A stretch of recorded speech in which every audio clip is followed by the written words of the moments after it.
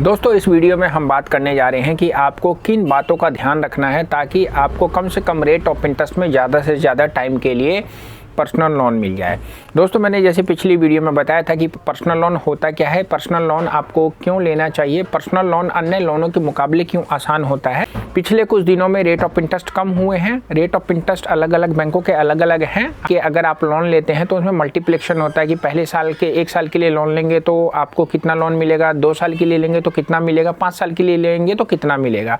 तो ये सारी इन्फॉर्मेशन मैं आपको इस वीडियो में दूंगा और आपको ये जानकारी मिल जाएगी तो आपको लोन लेने में बड़ी आसानी होगी। तो देखते रहिएगा वीडियो को अंत तक। चैनल पर नए हैं तो प्लीज़ चैनल को सब्सक्राइब करके बेल बटन दबाइएगा। तो चलिए वीडियो को स्टार्ट करते हैं। दोस्तों मैं हूं अब्दुल और आप देख रहे हैं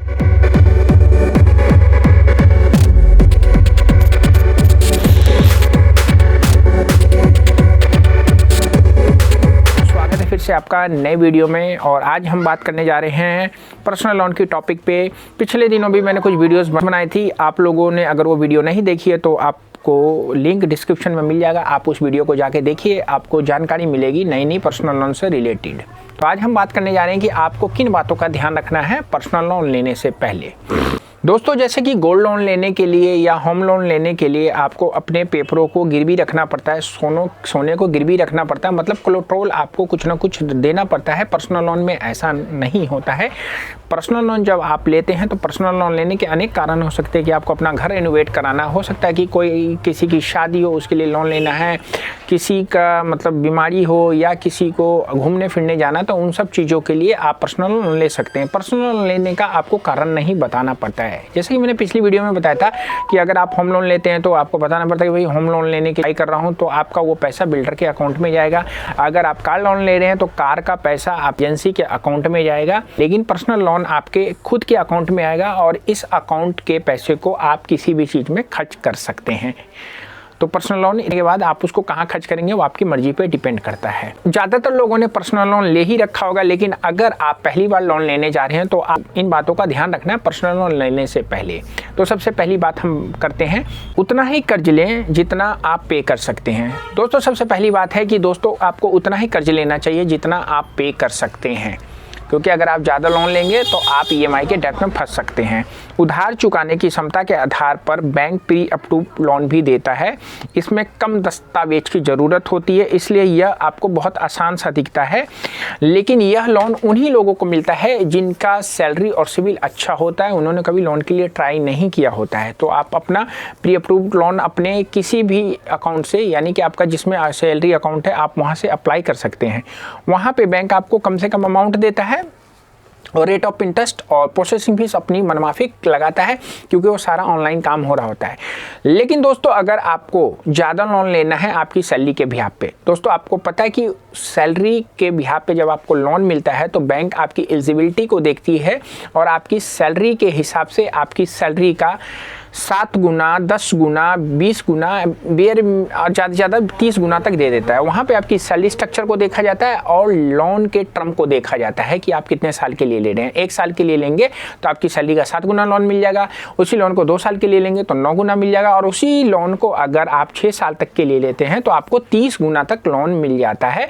यहाँ पर आपको सैलरी स्ट्रक्चर में आपकी एलिजिबिलिटी को FOIR के थ्रू, यानी कि फिक्स ऑब्लिगेशन इनकम रेशियो से आपका मैच करके वो आपको पैसा दे देते हैं। तो आपको ज़्यादा अगर एलिजिबिलिटी बन रही है तो इसका मतलब ये नहीं कि आप ज़्यादा लोन ले आपको जितना ज़रूरत है आप उतना लोन ले और उसकी EMI को आप टाइम पे पेमेंट करते रहें। कोशिश करें कि अगर आपकी सैलरी 30,000 से ऊपर है तो आप किसी बैंक के माध्यम से ही लोन के लिए अप्लाई करें। तो दोस्तों आपको उतना ही लोन लेना है जितने की EMI भरते हुए आपको दुख ना हो, और आपकी जब EMI कटे तो आपके जो और खर्चे हैं वो हमेशा पूरे होते रहें। ठीक है ना, कहावत है उतना ही पैर पसारना चाहिए जितनी आपकी शोर चादर हो। तो आपको कम से कम लोन लेना है और पहले तो लोन लेने की कोशिश को अवॉइड करना है, क्योंकि देखिए ब्याज के रूप में आपके ही पैसे जलते हैं, लेकिन फिर भी आपको ज़रूरत है तो आप लीजिए। लेकिन इन सारी चीज़ों का कैलकुलेशन करने के बाद कि आप उतनी EMI जब भरेंगे तो आपको कोई दिक्कत नहीं होने वाली है। अगली बात आपको यह ध्यान रखनी है कि आपको अपने लोन को पेमेंट करने का जो टाइम है उसका आपको पूरा ध्यान रखना है, यानी कि भुगतान अवधि का आपको ध्यान रखना है पेमेंट करने के लिए। भुगतान अवधि का भी ध्यान इसलिए रखना है कि अगर आप अपना कर्ज का भुगतान की अवधि लंबी रखते हैं तो इस स्थिति में ईएमआई भले ही कम होगी लेकिन ब्याज ज़्यादा होगा। अगर भुगतान अवधि कम रखते हैं तो ईएमआई ज़्यादा होगी लेकिन ब्याज कम होगा। दोस्तों, आप लोगों को पता है कि जब आप पर्सनल लोन के लिए अप्लाई करते हैं और आप किसी बैंक में जाते हैं या कोई एग्जीक्यूटिव मिलता है तो आप उससे सबसे पहले रेट ऑफ इंटरेस्ट पूछते हैं कि हाँ, आप किस रेट ऑफ इंटरेस्ट पे पर्सनल लोन दिलाएंगे। कोई कहता है कि आपको 10% पे हो जाएगा, कोई कहता है 10.25, 10.50, 10.49, 11, 12, 14, 15, 20 या 24% तक आपको पर्सनल लोन मिलता है, क्योंकि यह रेट आपका वेरिएबल होता है और यह रेट आपका डिसाइड होता है आपकी इनकम पे, आपकी पेमेंट्स की हिस्ट्री पे। आपने कोई चीज़ पहले ले रखी है तो उसका आप टाइम पे पेमेंट कर रहे हैं, आपने कोई डिफ़ॉल्ट नहीं कर रखा है, आप पहली बार लोन ले रहे हैं, तो इनकम रेशियो वगैरह को देखते हुए इन सब चीज़ों का डिसाइड होता है। मान लीजिए आपको 10% पे किसी ने बोला कि पर्सनल लोन मिल जाएगा, तो दोस्तों 10% का मतलब आप क्या समझते हैं कि मुझे 1 लाख लोन लूँगा तो 1,10,000 रुपये लोन का मेरे को ब्याज भरना है, यानी कि 10,000 रुपये आपका ब्याज लगेगा साल में।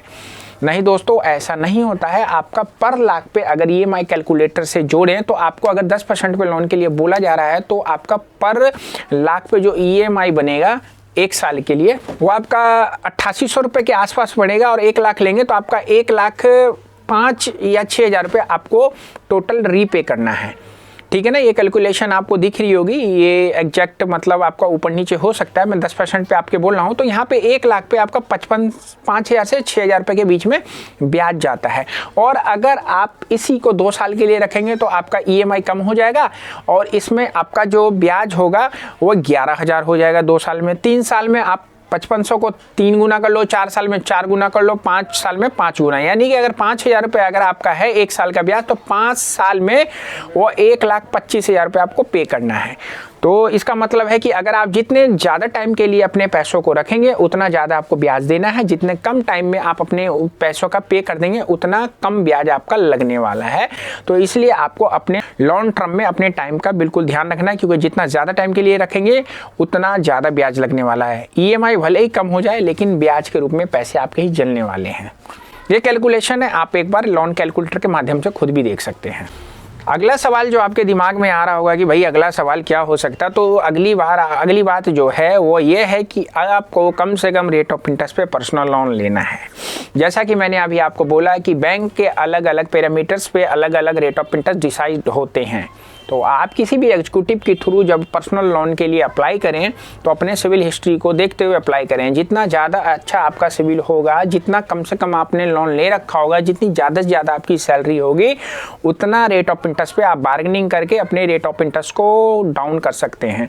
कोशिश करिए कि आपका जिस बैंक में अकाउंट है आप वहीं से पर्सनल लोन के लिए अप्लाई करें, क्योंकि उनके पास आपकी सारी हिस्ट्री होती है। लेकिन दोस्तों, अगर आप अपने वो होम ब्रांच से ना लेके दूसरे होम ब्रांच में जाके अगर लोन के लिए अप्लाई करते हैं तो वहाँ पे अच्छे सिविल पे आप बार्गेनिंग करके कम से कम रेट ऑफ इंटरेस्ट और मिनिमम पीएफ प्रोसेसिंग फीस की दर पे आप लोन के लिए एलिजिबल हो सकते हैं। यहाँ पे शर्त यही है कि आपका सिविल अच्छा होना चाहिए। सिविल ख़राब है तो फिर आपको पैसा तो मिलेगा लेकिन बैंक या नॉन बैंकिंग कंपनी अपनी मर्जी का रेट ऑफ इंटरेस्ट लगा के अपनी मर्जी का पीएफ लेके आपको पैसा देगी। दोस्तों, हम लोग भी पर्सनल लोन और क्रेडिट का में डील करते हैं। अगर आपको कोई पर्सनल लोन की इंक्वायरी है या पर्सनल लोन लेना है तो इस नंबर पर आप बेधड़क अपने सवालों को रख सकते हैं। मैं और मेरी टीम आपको कांटेक्ट करके कम से कम रेट ऑफ इंटरेस्ट में ज़्यादा से ज़्यादा अमाउंट अगर आपको रिक्वायरमेंट हो दिलाने की पूरी कोशिश करेंगे। आप पूरे इंडिया में कहीं से भी किसी भी कंपनी में काम करते हैं, आपकी सैलरी 20,000 से स्टार्ट होती है तो आप लोन के लिए एलिजिबल हो जाते हैं। तो अगर आपको लोन लेना है तो प्लीज़ व्हाट्सएप में आइए, अपने सवाल को रखिए और हमसे जवाब लीजिए। हम अगर आप हमसे सलाह लेंगे तो हो सकता है कि आपको कम से कम रेट ऑफ इंटरेस्ट में लोन मिलने की संभावनाएं बढ़ जाएं। दोस्तों, अगले सवाल की बात करें तो आपको किन बातों का ध्यान रखना है। देखिए, पर्सनल लोन जो देने की बैंकों ने एक एज लिमिट रखी है 21 साल से लेकर उन्होंने 58 साल तक रखा है। लेकिन अगर गवर्नमेंट में है तो आप रिटायरमेंट के 3 साल के बाद भी पर्सनल लोन के लिए अप्लाई कर सकते हैं। क्या आपको इस बात का पता था? नहीं पता था तो कमेंट्स में लिखिए, हम आपको विस्तारपूर्वक बताएंगे कि आपको रिटायरमेंट के 3 साल तक कैसे पर्सनल लोन मिल जाता है। तो आपको अपने एज का भी ध्यान रखना है। आपकी एज अगर 30 साल है, 35 साल है और आपके एज में आपकी जो जॉब स्टेबिलिटी है आपकी ज़्यादा है, अगर आपने करंटली जॉब ज्वाइन किया है 3-4 महीने 4 महीने हुए हैं, तो आप पर्सनल लोन के लिए अप्लाई ना करें। हो सकता है आपका पर्सनल लोन डिक्लाइन हो जाए। कोई भी कंपनी जो बैंक चाहती है कि भाई जॉब क्षमता है, मतलब जॉब करने की जो क्षमता है वो 2 साल कम से कम हो, तो आपने जल्दी ही अगर जॉब ज्वाइन किया है या करंटली आपने कहीं जॉब किया है और आपने जॉब स्विच कर दिया है और फिर उसके बाद आपने कहीं ज्वाइन किया है, तो जब तक आप ज्वाइन ना करें और ज्वाइन होने के बाद 3-4 महीना काम ना करें तो आप लोन ना अप्लाई करें। यह आपके फ़ायदे के लिए हो सकता है। तो मतलब कहने का है कि आपकी जो जॉब कंटिन्यूटी है वो 1 साल या 2 साल के बीच होनी चाहिए और आपकी सैलरी कम से कम 20,000 से ऊपर होनी चाहिए, ठीक है ना। और एज आपकी 21 से प्लस होनी चाहिए, यानी कि 23 साल तक अगर आप एज में हैं और जॉब करते हुए 2 साल हो चुका है तो आपको कम से कम रेट ऑफ इंटरेस्ट पे लोन मिल जाएगा। क्रेडिट कार्ड की जो लेने की एज होती है वो 21 साल होती है, तो अगर कहीं कंज्यूमर ड्यूरेबल लोन ले लिया है तो आपके सिविल में उस चीज़ का कंसीडर हो जाएगा। जीरो सिविल पे अगर आप अप्लाई करेंगे तो हो सकता है आपको दिक्कत हो, लेकिन अगर आपका सिविल है तो आपको लोन आसानी से मिल जाएगा। तो इसलिए आप अपने सिविल को कंज्यूमर ड्यूरेबल लेके लोन लेके आप बना सकते हैं। जीरो सिविल ना रख के आप अगर कोई सिविल रख के अगर लोन के लिए अप्लाई करते हैं तो आपकी लोन एलिजिबिलिटी अच्छी हो जाती है। तो दोस्तों अगली बात जो है वो इस बात का आपको ध्यान रखना है कि अगर आप लोन ले रहे हैं, आपका लोन हो गया है, तो आपको अपनी ईएमआई टाइम पे करना है। दोस्तों अगर अपने लोन को टाइम पे ईएमआई के द्वारा पे करते रहेंगे, कोई ईएमआई बाउंस वगैरह नहीं करेंगे तो आपका सिविल अच्छा होगा, भविष्य में आपकी संभावनाएं खुल जाएंगी। आप किसी भी लोन से रिलेटिव इंक्वायरी एक्टिविटी को करेंगे तो आपको कम से कम रेट ऑफ इंटरेस्ट में मिल जाएगा। लेकिन अगर आपकी ईएमआई बाउंस हो गई, पहली ईएमआई बाउंस होने के बाद आपने उस ईएमआई को पे कर दिया, दूसरी ईएमआई आने से पहले, तो आपका केवल लेट फीस लगेगा। लेकिन अगर आपने लगातार 3 ईएमआई बाउंस कर दिया तो दोस्तों आपका अकाउंट एनपीए होने की संभावना में चला जाएगा और आपको हो सकता है रिकवरी वाले कॉल करने लग जाए और बैंक की अथॉरिटी होती है कि अपने सारे लोन को रिकॉल कर ले। बैंक अपने पर्सनल लोन को कब रिकॉल कर लेता है क्या आपको पता है? नहीं पता है तो कमेंट्स में लिखिए, हम आपको बताएंगे कि बैंक अपने लोन को कब कब रिकॉल कर लेता है, क्रेडिट कार्ड कंपनियां कब अपने क्रेडिट कार्ड को रिकॉल कर लेती है।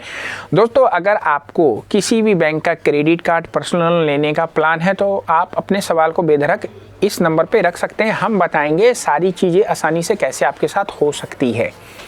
तो ये सारी बातें रखते हुए आपको पर्सनल लोन के लिए अप्लाई करना है। दोस्तों आपको पर्सनल लोन के कुछ टर्म होते हैं, उनके बारे में भी आपको जानकारी होनी चाहिए। तो नेक्स्ट वीडियो में मैं आपको बता दूंगा। चैनल पर नए थे तो प्लीज़ चैनल को कर दीजिए सब्सक्राइब, बेल बटन दबा के जाइएगा और वीडियो अच्छी लगी तो प्लीज़ लाइक करिएगा, कमेंट्स करना नहीं भूलिएगा। क्वेश्चन या कोई भी क्वायरी है तो इस नंबर पर रखिए, मैं मेरी टीम आपकी हेल्प करेंगे सवालों का जवाब देने में। तो रखिए अपने सेहत का ख्याल, मिलता है फिर नेक्स्ट वीडियो में। Bye bye, see you, good night.